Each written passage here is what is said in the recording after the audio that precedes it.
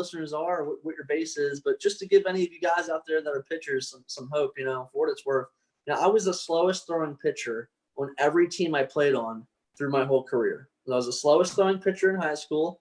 I was the slowest throwing pitcher on my showcase team. And I'll give you a little velo timeline real quick. So I was 78 to 80 on my showcase team. I went to college as a Division I athlete. I was 79 to 81. I was the slowest throwing pitcher for 4 years of college.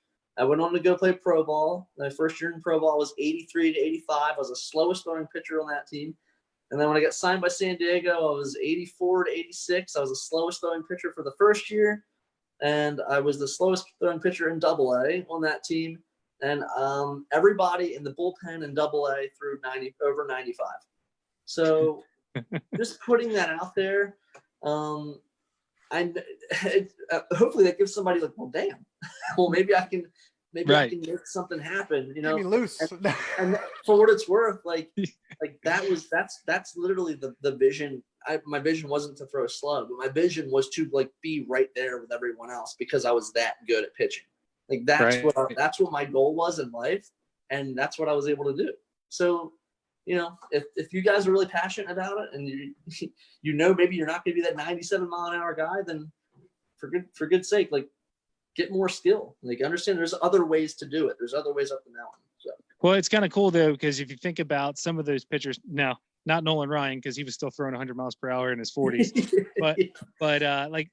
We talked about Jamie Moyer earlier. He didn't have he wasn't the fastest pitcher in the league even when he was younger. But then when he got older, he was still striking guys out, even though he was throwing high 70s, mid 80s. He was still, because he had the command. But I think it's kind of cool. Even as your age progresses and your game slows down a little bit, you got that command, you got that location. All up here. Yeah, it doesn't have to. Your career doesn't have to be over. So I think that's really, really cool. And it's a good thing to speak to. But Dustin, we've gone over a lot of different stories, a lot of different topics. But before we wind it down here, is there anything we didn't bring up that you want to touch on that maybe we didn't, shed light on that you want to talk about? Put me on the spot. Nothing really I can think too much of.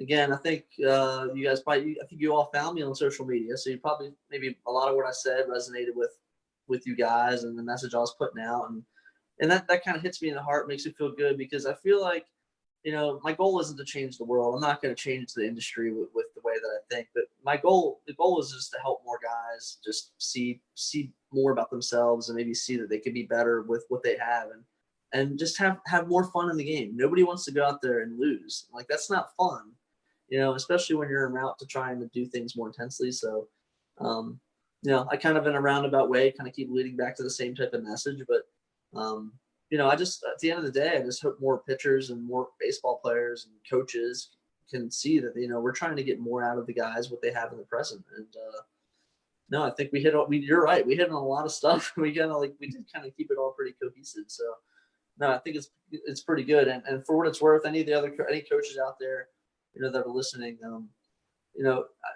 the vocabulary and terminology is just getting so redundant with pitching mechanics and hitting mechanics and things like that, And if there's anything I could say is don't be intimidated by it. A lot of guys are just putting big words on things to sound more intelligent and make things seem more complicated than they are. And I guess I would just say trust your gut. If you feel like you came up a certain way and you were successful, or you feel like a certain thing that's helping you, you've helped some kids in the past, then do it by all means and have confidence in that.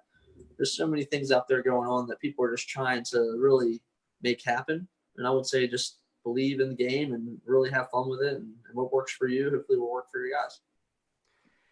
I got to say this real quick before we ask the last couple, is that I found you on social media through Twitter with, you kind of reminded me of how I grew up, and I'm 36 now, just turned 36 in March. So we're the same age, but I grew up, before I was an Orioles fan, before we had cable TV, I watched the Braves. Really. My dad was a Braves fan. So kind of National League, pitching and defense wins championships. And you the stuff you teach is, it's about getting outs, small ball, those types of things. You kind of remind me of that old flavor from the 90s a little bit. Obviously, when we grew up, is pitching and defense wins, and that Brave staff and those types of guys back then, showed that that's what got it done and had a lot of success.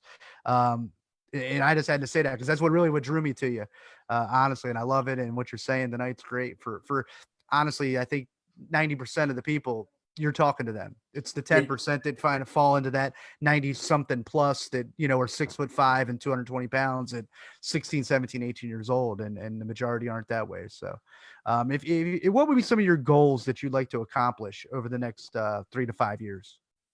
With coaching and like everything. And everything, all of it in general. It doesn't have to be just Location Nation and the Pease Academy. Maybe it's something personal you want to do or something different, or where you see things go.